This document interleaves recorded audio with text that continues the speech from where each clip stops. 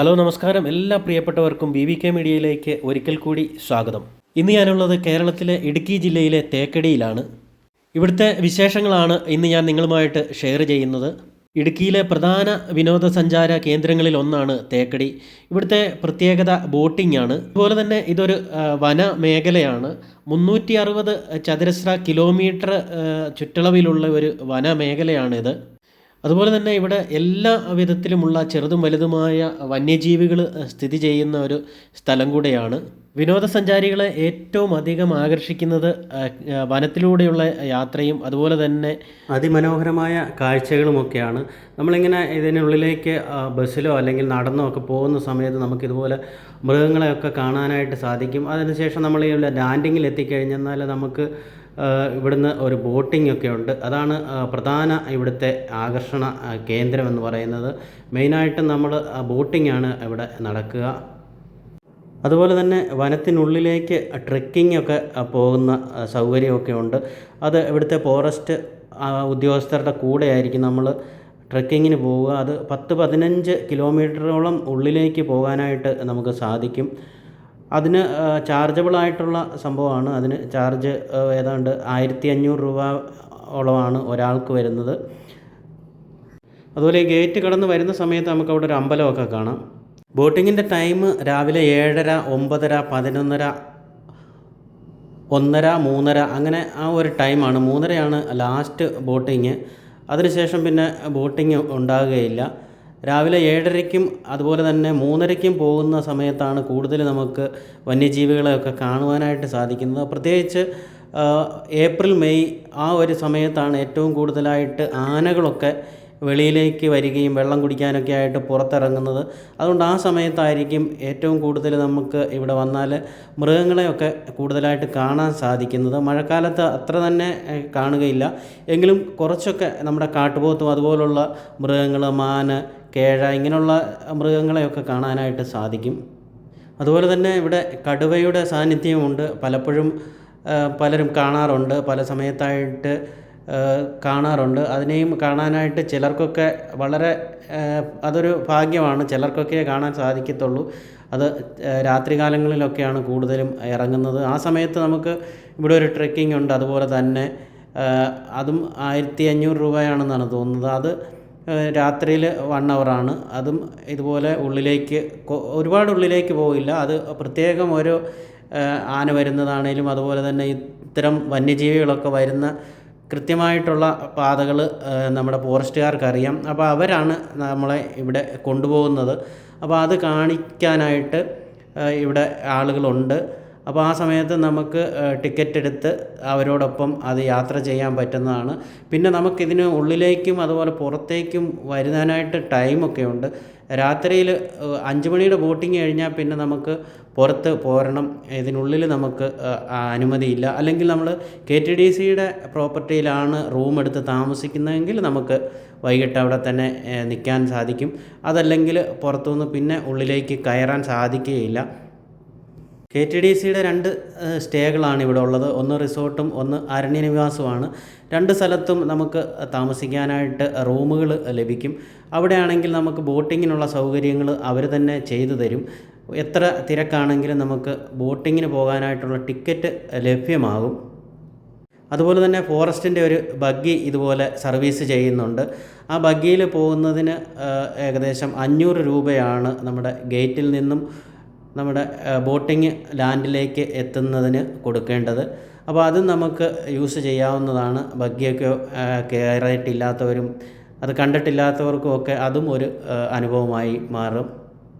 എന്ന വഴിക്ക് ഫോട്ടോ ഒക്കെ എടുക്കുവാൻ ഇതുപോലൊരു പാർക്കും ഒക്കെ അവിടെ തന്നെ സജ്ജമാക്കിയിട്ടുണ്ട്. അപ്പോൾ അവിടെ വന്ന് നമുക്ക് ഫോട്ടോ എടുക്കാനും അതിനകത്ത് കയറുവാനും ഒക്കെ സാധിക്കുന്നതാണ്. അത് ഏറ്റവും നല്ലത് നമ്മൾ അവിടെ നിന്ന് നടന്നു വരുന്നവർക്കാണ് ഏറ്റവും കൂടുതലായിട്ട് ഇതൊക്കെ ആസ്വദിക്കുവാനായിട്ട് കൂടുതൽ സൗകര്യം ഉണ്ടാകുക.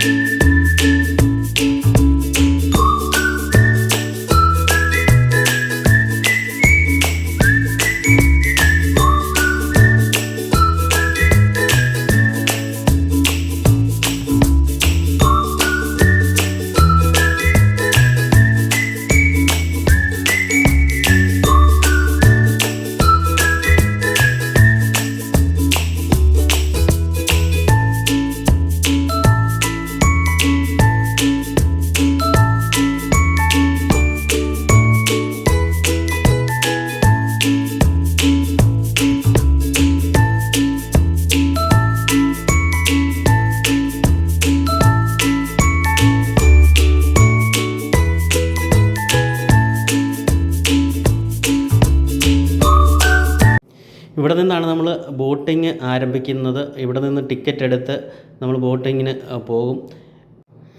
ഫോറസ്റ്റിൻ്റേതായിട്ടുള്ള ബോട്ടുകളും അതുപോലെ തന്നെ KTDCയുടെ ടൂറിസം ബോട്ടുകളും ഇവിടെ ലഭ്യമാണ്. 280 രൂപയാണ് ടിക്കറ്റ് ചാർജ് വരുന്നത്.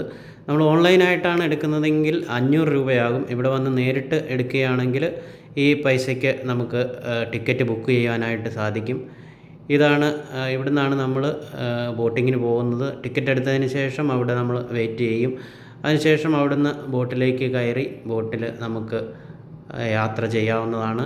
1 മണിക്കൂർ സമയമാണ് ബോട്ടിങ് ഉള്ളത്. അങ്ങോട്ടും ഇങ്ങോട്ടും കൂടി ഏകദേശം 2 മണിക്കൂർ കൊണ്ടാണ് നമ്മൾ തിരിച്ചെത്തുന്നത്. ഇത് അതിന് ഉള്ളിലെ കാഴ്ചകളാണ്. അതായത് നമ്മൾ ഇവിടെയാണ് ടിക്കറ്റ് ലഭിക്കുക. ഇവിടുന്ന് ഇറങ്ങി നമ്മൾ ഈ ബോട്ടിൽ കയറി അതിനുശേഷം നമ്മൾ യാത്രയായി അവിടെ ചെന്ന് തിരിച്ച് പോരുകയാണ്. ആ സമയത്താണ് നമുക്ക് മൃഗങ്ങളെയൊക്കെ കാണുവാനായിട്ട് സാധിക്കുന്നത്. വെയിൽ സമയത്തായിരിക്കും ഏറ്റവും നല്ലത്. ആ സമയം നിങ്ങൾ തിരഞ്ഞെടുക്കുവാനായിട്ട് നോക്കുക. എന്തായാലും ഇതുവരെ വന്നിട്ടില്ലാത്തവർക്ക് ഏറ്റവും നല്ലൊരു സ്ഥലം തന്നെയാണ് തേക്കടി എന്ന് പറയുന്നത്. ഇപ്പോൾ ഈ കാണുന്ന അപ്പുറേ സൈഡിലായിട്ട് കാട്ടുപോത്തുകൾ നിൽക്കുന്നുണ്ട്. നമുക്ക് അത്ര സൂം ചെയ്യാനായിട്ട് പറ്റാത്തത് കൊണ്ടാണ് അങ്ങനെ എടുത്തത്. അപ്പോൾ ഇവിടെ വന്നാൽ ഇവിടെ ഇതുപോലെ ഫോട്ടോ എടുക്കുവാനും ഒക്കെയുള്ള സൗകര്യങ്ങളും ഒക്കെ ഉണ്ട്. ഒരുപാട് ആളുകളാണ് ഇവിടേക്ക് വരുന്നത്. ഇടുക്കി ജില്ലയുടെ ഏറ്റവും പ്രധാനപ്പെട്ട വിനോദസഞ്ചാര കേന്ദ്രങ്ങളിലൊന്നാണ് തേക്കടി. അരമണിക്കൂർ ഇടവിട്ട് നമുക്ക് ബസ് സർവീസുകൾ ഉണ്ടായിരിക്കുന്നതാണ്. തേക്കടിയിൽ നിന്നും നമ്മുടെ ബോട്ട് ലാൻഡിലേക്ക് ഇതുപോലെ എപ്പോഴും സർവീസ് ഉള്ളതാണ്. അത് അരമണിക്കൂർ ഇടവിട്ടാണ് നമുക്ക് ബസ് ലഭിക്കുക. അത് ഫോറസ്റ്റ് ഡിപ്പാർട്ട്മെൻറ്റിൻ്റെയാണ്. ഇത് ചാർജബിളാണ്. നമ്മൾ ടിക്കറ്റ് അവിടെ നിന്ന് ബുക്ക് ചെയ്ത് അല്ലെങ്കിൽ ടിക്കറ്റ് അവിടെ നിന്ന് വാങ്ങിച്ച് വേണം ബസ്സിൽ യാത്ര ചെയ്യാനായിട്ട്. അത് പോരുന്ന അങ്ങോട്ട് ഒരു പ്രാവശ്യം എടുത്താൽ മതി. തിരിച്ച് ആ ടിക്കറ്റ് കൊണ്ട് നമുക്ക് തിരിച്ച് കുമളിയിലേക്ക് എത്താനും സാധിക്കുന്നതാണ്.